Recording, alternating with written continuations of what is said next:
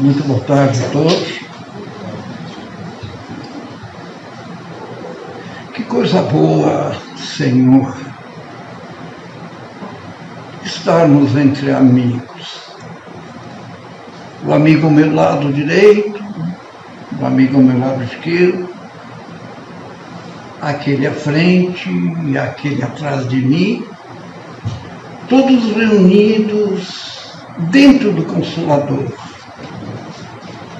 para angariarmos esperança e fé, fazendo com que possamos, todo dia, ter acesso à liberdade que Tu nos dá, termos acesso à força, ao fluido que Tu derramas sobre nós, Pai. Porque Tu é o nosso Pai que estás em toda parte. Santificado seja o Teu nome. Venha a nós o Teu reino. Seja feita a Tua vontade, assim na terra como no espaço, e em todos os mundos habitados. Dai-nos hoje o pão do corpo e da alma. Perdoa as nossas ofensas, tanto quanto perdoamos quem nos tem ofendido. Mas não nos deixeis cair nas tentações dos maus costumes. Livra-nos, Senhor, de todo mal, porque só Tu é a inteligência suprema, a causa primária de todas as coisas. E é em Teu nome, em nome dos nossos amigos que aqui estão, que vamos abrir esse trabalho de palestra, desejando ao nosso amigo Sandro toda a energia, toda a força e todo o esplendor que só Tu, Pai, pode proporcionar. Muito obrigado e que assim seja.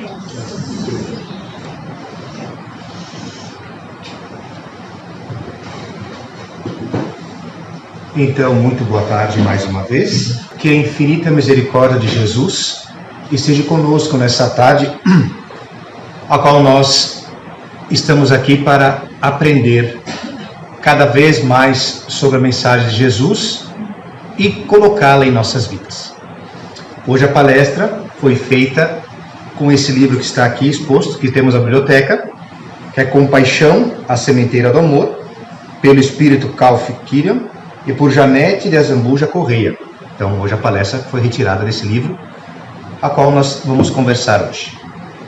E também tem ao lado um girassol, que ele está numa situação agora de descanso, para nós entendermos hoje a palestra que estamos aqui. No capítulo O Jardim da Semeadura, fala-nos algo muito importante. Como está o vosso semear da sua vida em especial? Como está a vossa semeadura? Como está a situação que você se encontra na sociedade, na vida ou entre as pessoas? Vamos agora pensar e refletir algo muito importante que nós só observamos quando pegamos das fruteiras as frutas prontas, do inverno e do verão. Para termos frutas cítricas agora, no pleno inverno, o agricultor trabalhou muito no verão para que ela chegasse ao ponto de agora saborear elas. E tanto, no inverno, se prepara a terra para futuramente, no verão, recebemos os frutos também. Há uma troca. E eu vos pergunto em especial, como está a vossa semeadura agora? Nesse momento a qual nós nos encontramos aqui. Como está as suas atitudes, o seu pensamento? Quando o agricultor repega terras emprestadas, arrenda elas, ele primeiro faz um estudo dela para ver como ela pode ser produtiva para ele ou não.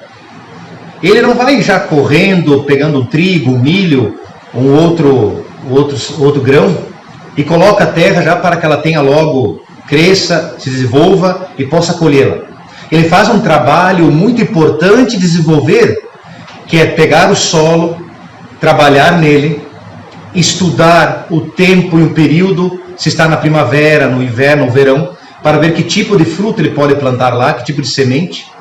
Depois ele trabalha aquele solo com seu maquinário, com sua enxada, como antigamente eu fazia. Colocava adubo especial nela.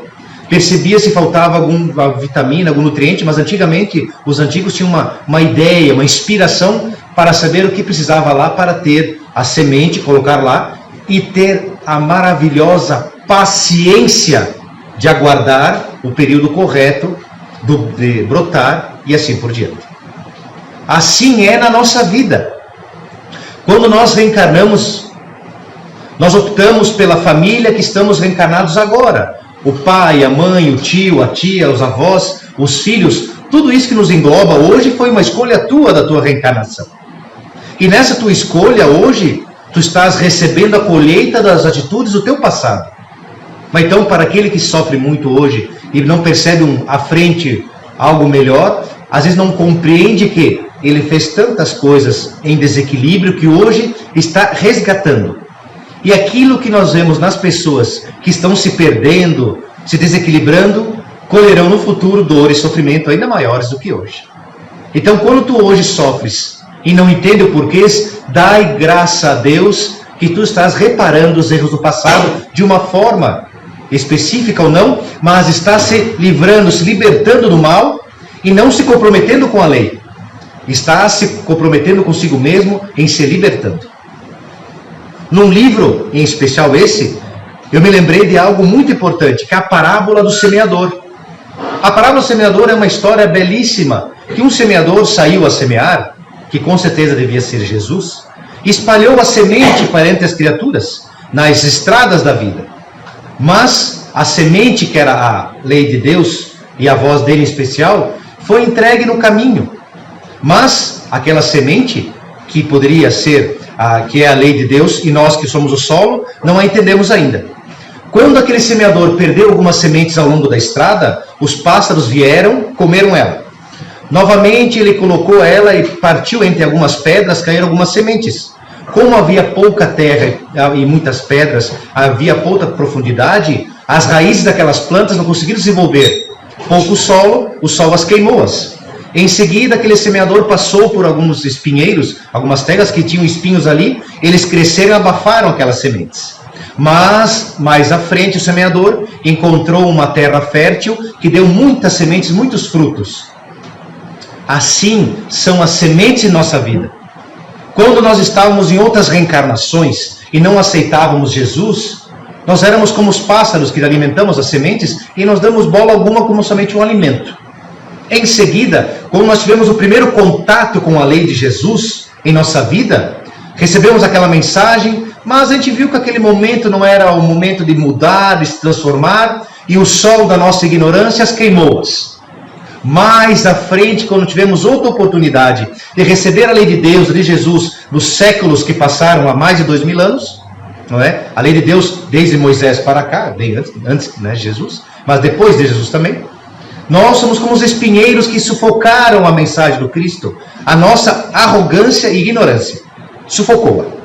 E agora, preparado como estamos, inteligentes, sábios, conhecedores da razão, do entendimento do plantar e colher, ação e reação, hoje estamos na boa terra, na boa semente, recebendo a palavra de Jesus. Então hoje tu recebe essa semente maravilhosa e você tem que ter ela contigo e preparar-se fielmente que tu vais distribuí-las em campos bons, difíceis, em terras, não é?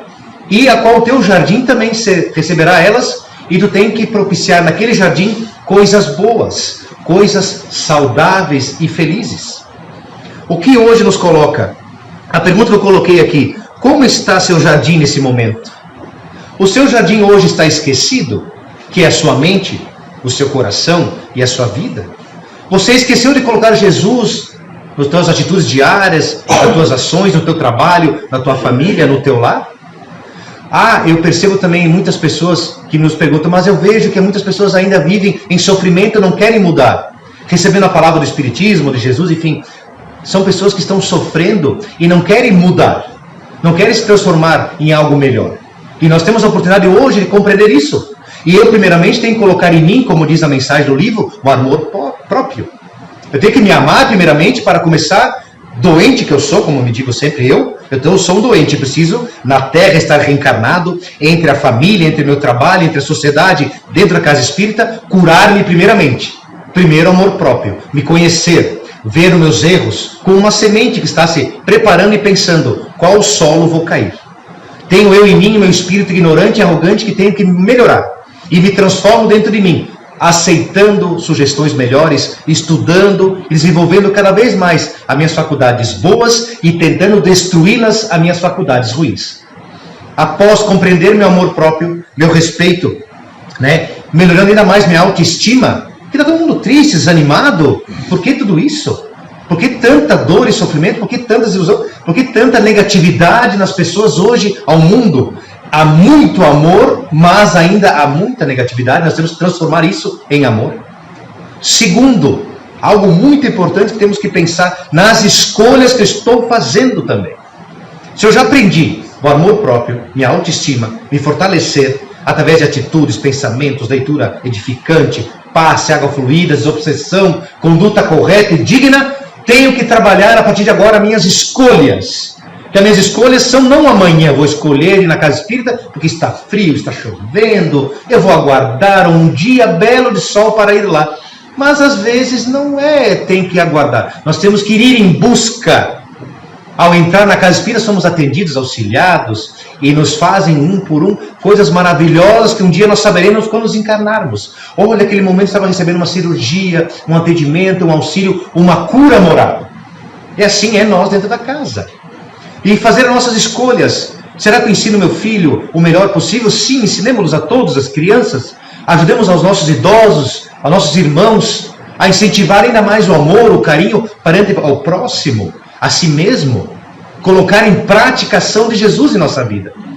E não aguardar os séculos vindouros, a minha próxima encarnação, o meu próximo corpo virá mais sadio que agora. Se eu aguardar um corpo mais sadio, com mais cabelo, menos cabelo, o que vai ser de mim? Não posso esperar isso.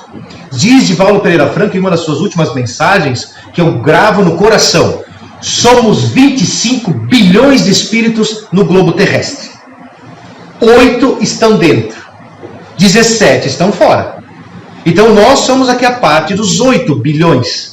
E por que nós não aproveitamos esses 8 bilhões? Nós aqui aproveitamos o tempo agora, que corre sem parar, que tentamos parar e não tem jeito, não é? E não quer parar. Por que a gente não para e não reflete e transforma a tua vida em uma vida de sacrifício, às vezes se necessário, de amar, de resignação, de simplicidade, de perdão. Mas eu não quero, não aceito, eu acho que eu mereço ser feliz. Sim, há pessoas felizes que sofriam. Madre Teresa de Calcutá, o Papa Francisco sofria, mas era feliz. Porque às vezes a felicidade não quer dizer que você não tenha sofrimento ao lado dela, ou para você ser feliz não existe sofrimento. Não, é bem o contrário. Chico Xavier era muito feliz, em paz consigo mesmo todos os dias, tranquilo, mas sofria dores do corpo, dores físicos, perseguições, mal falado, perseguido, julgado, mas ele não deixava de ter a sua obrigação do trabalho na matéria, que trabalhava na agricultura, no lugar da agricultura lá, no Ministério da Agricultura, no seu estado, não deixava no trabalho diário, como nós temos que trabalhar para pagar o pão de cada dia, trabalhava normalmente, trabalhava na casa espírita até 4, 5 horas da manhã, psicografando, auxiliando os irmãos, dando alimento, dinheiro, comida, moral, um alimento moral ainda mais, e nem por isso, quando ele retornava à sua casa, tinha suas obrigações do lar também, e sofria, sim, mas ele era feliz. Ainda nós não entendemos ainda o significado de felicidade sem dor ou com dor, não. A dor faz parte do mundo. Senão nós não estaríamos aqui. Senão minhas férias no corpo não passariam nunca, não terminaria nunca. Estamos na casa certa, no lar certo, no momento certo. E agora chegou o momento mais lindo do livro, da parte que eu li. A família. O que é a família? A família até eu anotei aqui. É a instituição mais apta a resgatar o espírito dos erros do passado. Um laboratório. Então, se a tua família hoje é um laboratório que você tem que passar, como é que você está se comportando dentro dela? Como é que está sendo? Estou fazendo o melhor possível, Sandro. Estou fazendo tudo. Como Jesus, com certeza, se comportaria? Jesus faria o que você faz no seu lar hoje? Vamos passar pelo crivo da razão.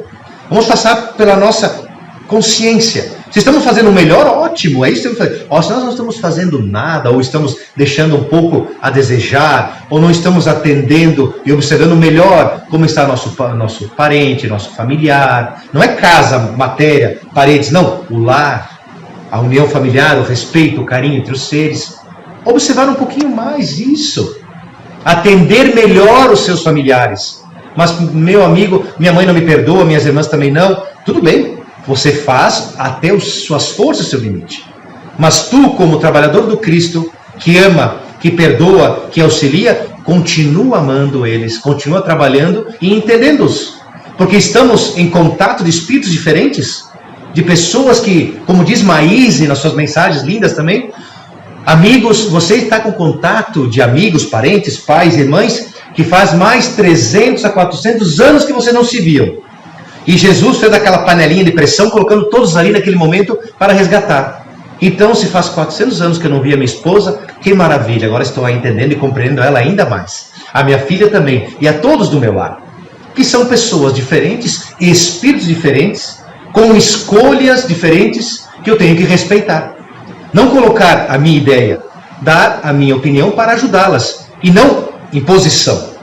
Convido-as para participar da casa espírita, elas vêm sim. Mas se ela gosta ou não gosta ou quer vir, a opção é delas. Mas eu as convido, faço a minha parte de convidá-las, emprestar livros, participaram conosco sempre do Evangelho no Lar. É isso que podemos fazer pelos nossos familiares. Convidá-los a conhecer Jesus. E esse laboratório que você às vezes erra, acerta, isso faz parte da vida, da evolução dos tempos do mundo, da sua reencarnação. Então aquela pessoa difícil no lar hoje é algo que você vai ter que não convencê-la, mas amando-a. Não criando empecilhos, não. Você vai desenvolvendo, vai destruindo os nós do passado, vencendo a si mesmo.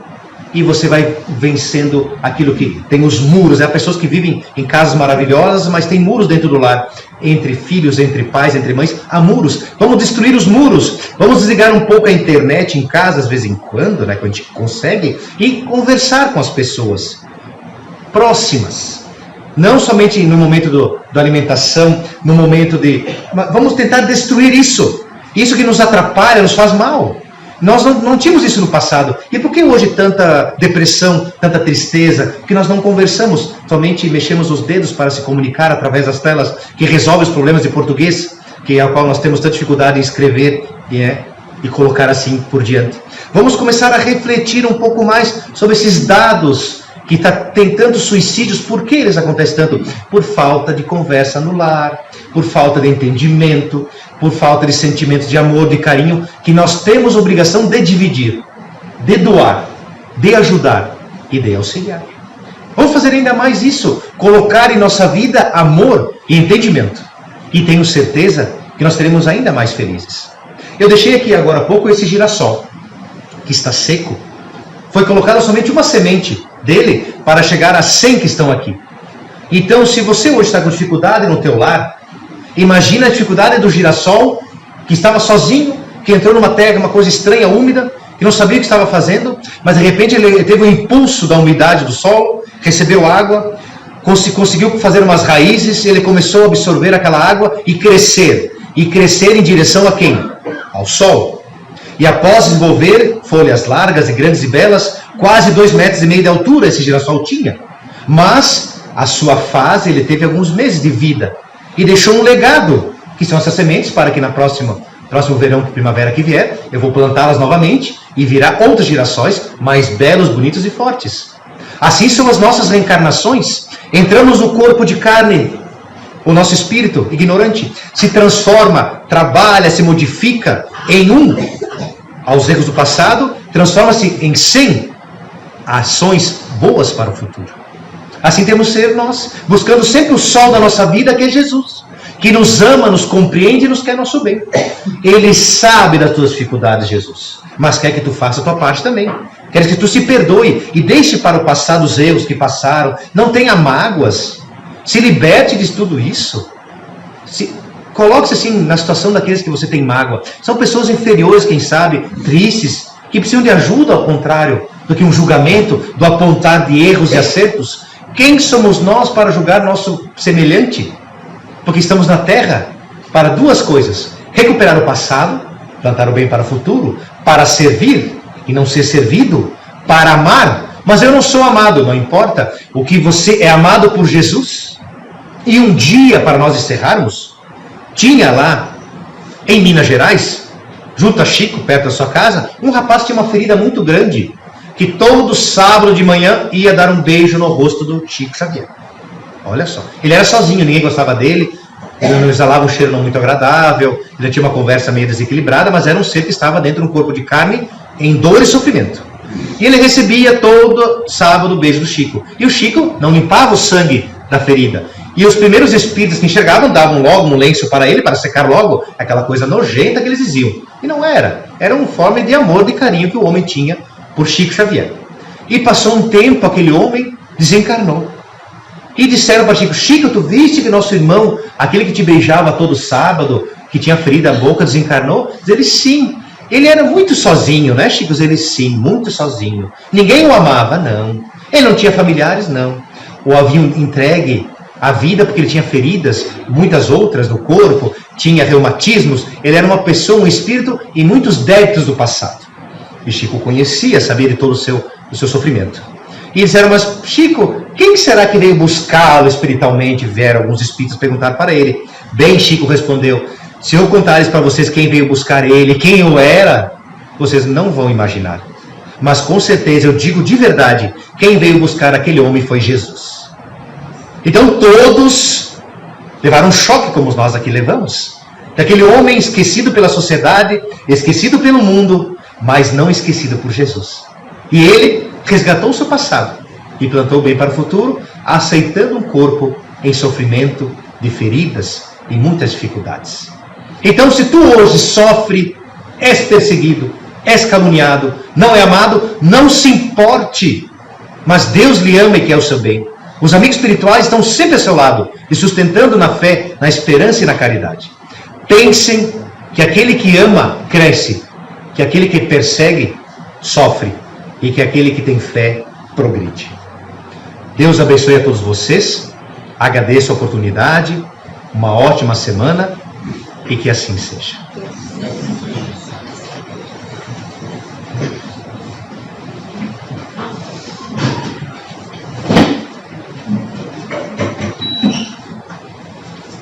Então, irmãos, depois dessa mensagem que tocou profundamente o nosso coração, que possamos juntos, numa vibração de amor, agradecer ao nosso Pai Criador por esse momento em nossa vida, que com certeza ficará registrado na nossa mente para a cada dia podermos, Senhor, superar nossas dificuldades, desenvolvendo em nós mais virtudes, para merecermos sempre esse socorro amigo. E assim nós rogamos, Senhor, que da vossa fonte de amor, através da espiritualidade aqui presente, nossos irmãos recebam o bálsamo divino, penetrando o seu ser, essa energia que ilumina, que cura, que pacifica, inundando a nossa vida com essa luz de amor, de paz, de esperança. E assim nós mentalizamos os que mais sofrem nesse mundo, Senhor, que da mesma forma sejam envolvidos com essa energia de amor que nos banha, pedindo por nossos lares, que possamos construir a cada dia mais laços verdadeiros de amor, de carinho. E assim, na certeza que todos nós levaremos daqui o bálsamo divino para dar continuidade à nossa jornada. Muito obrigado, Senhor. E que esse amor, essa energia que nos envolve, chegue a toda a humanidade. Que assim seja. Assim seja.